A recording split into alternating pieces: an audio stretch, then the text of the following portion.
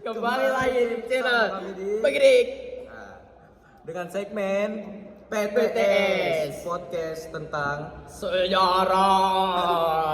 Hari ini Oke. kita akan bahas apa, Jam?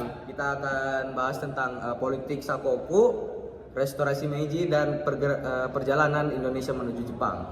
Jepang menuju Indonesia dong. Iya. Jepang masuk Indonesia. Sorry guys. Jadi sebelumnya perkenalkan, saya dan Establishnya Kendra. Dan saya Muhammad Mahfudin.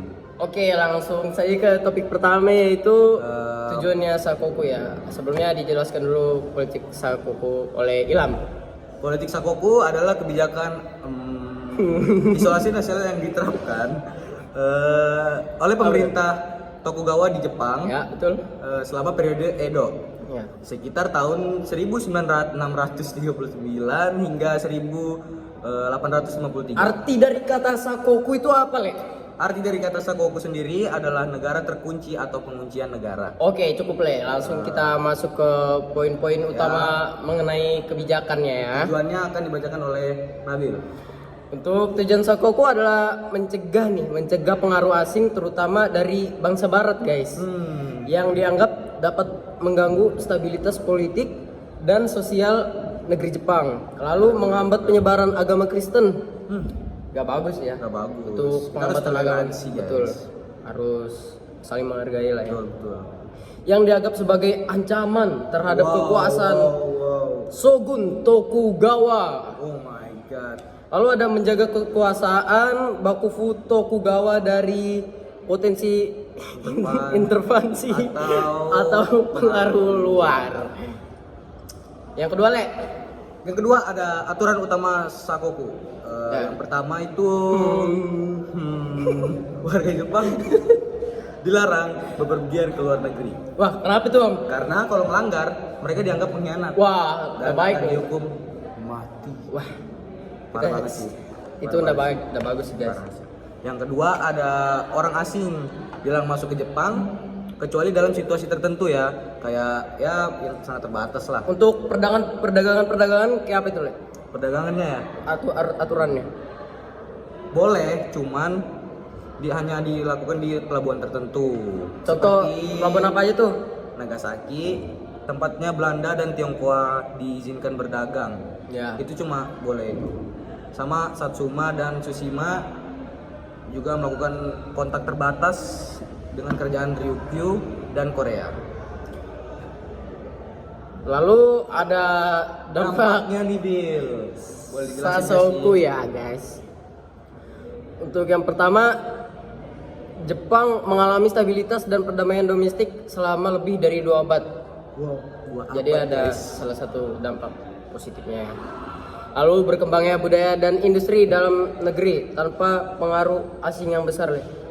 Jadi orang-orang Jepang sendiri yang banyak itu ketinggalan teknologi dan militer dibanding dengan negara-negara barat. Jadi seperti yang dijelaskan di awal, karena penolakan ya dari negara barat. Jadi Jepang ini mengalami sedikit ketertinggalan.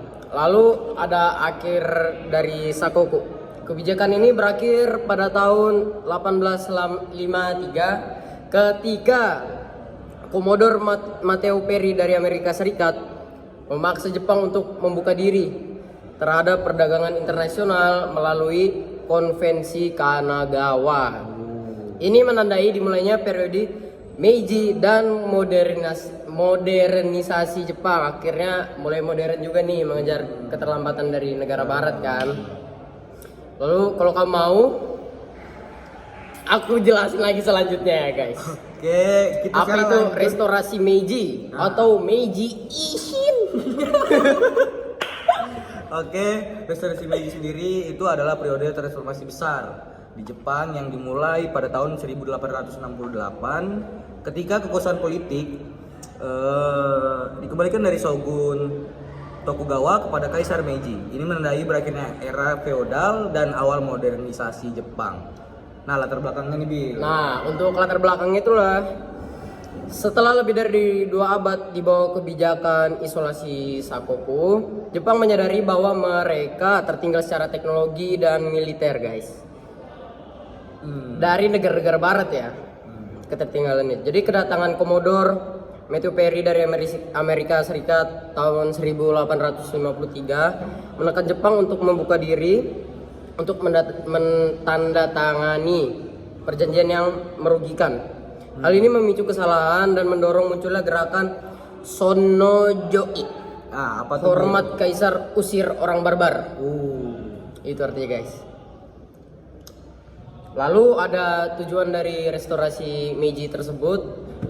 Kita ambil contoh 3 tujuannya. Untuk yang pertama ada modernisasi negara Jepang karena tertinggal kan. Lalu ada mengakhiri sistem feodal. Terus memperkuat militer, ekonomi, dan sistem pemerintahan. Nah guys, ada reformasi pentingnya juga. Yang pertama ada abolisi sistem feodal nih. Para daimyo kehilangan kekuasaan daerah mereka. Itu yang pertama. Yang kedua, samurai kehilangan hak istimewa nih, termasuk tunjangan dan hak membawa pedangnya. Lalu ada modernisasi militer juga. Wajib militer diperkenalkan. Itu sampai sekarang guys, wajib Sampai militer sekarang. guys. Lalu militer modern berdasarkan model seperti Prusia dan Angkatan Laut mengikuti Inggris. Lalu ada reformasi ekonomi, infrastruktur dibangun, contohnya seperti rel kereta api, pabrik, dan pelabuhan. Mata uang yen diperkenalkan juga, industri negara dan swasta berkembang. Lalu pendidikan dan hukumnya nih, sistem pendidikan nasional dibentuk berdasarkan model barat. Akhirnya Jepang mau mengikuti model-model barat ya guys. Lalu Konstitusi Meiji 1889 memperkenalkan parlemen diet meski kaisar tetap berkuasa besar. Lalu ada modernisasi sosial dan budaya. Pakaian barat mulai digunakan, kalender dan sistem waktu diganti sesuai sistem internasional. Nah, dampak restorasi Meiji ini apa tuh? Dampaknya ya, dampak dari restorasi Meiji sendiri itu yang pertama, dalam waktu kurang dari 50 tahun Jepang berubah dari negara feodal menjadi kekuatan industri dan militer. Perubahan yang kebaik ya Tio. Ya baik. Yang kedua, Jepang mampu mengalahkan Cina pada tahun 1895 dan Rusia pada tahun 1905 dalam perang besar. Yang terakhir, muncul nasionalisme dan ekspansi militer yang akhirnya berkontribusi pada keterlibatan Jepang di Perang Dunia Kedua.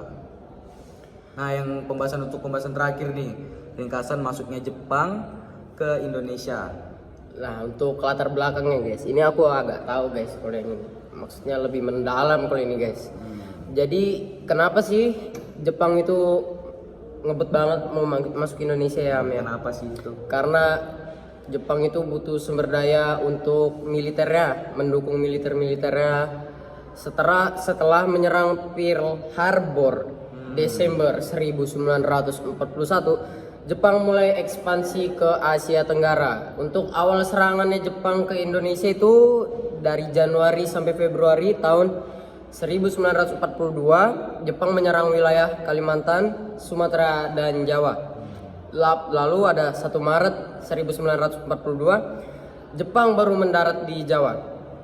8 Maret 1942, Hindia Belanda menyerah di Kalijati. Jepang resmi menduduki Indonesia. Yang ketiga nih, masa pendudukan 1945 sampai 1945. 42. 1942 sampai 45. Ya, itu. Bener. Iya kan? Iya. Sorry. Ya guys, tadi aku kelihatan. Yang pertama, pemerintahan militer Jepang dibagi 3 wilayah. Nah, yang kedua, rakyat dipaksa kerja Romusa, mengalami penderitaan dan propaganda. Dan untuk yang terakhir, Jepang membentuk organisasi seperti Putra dan BPUPKI untuk menggalang dukungan rakyat. Nah, yang keempat nih, ada menuju kemerdekaan. Coba tolong dijelasin dong, Bil. Di tanggal 7 September tahun 1944, Jepang mulai menjanjikan yang namanya kemerdekaan, guys. Lalu tanggal 15 Agustus 1945, Jepang menyerah kepada sekutu. Lalu 17 Agustus 1945, Indonesia merdeka. Akhirnya guys. Jadi itulah cukup informasi yang kami berikan Ya. sampai di sini saja guys. Sampai ketemu. Sampai berjumpa di kesempatan lain. Saya dan Sabri Sekendra. Ilham. Pandemi undur diri. Assalamualaikum warahmatullahi wabarakatuh.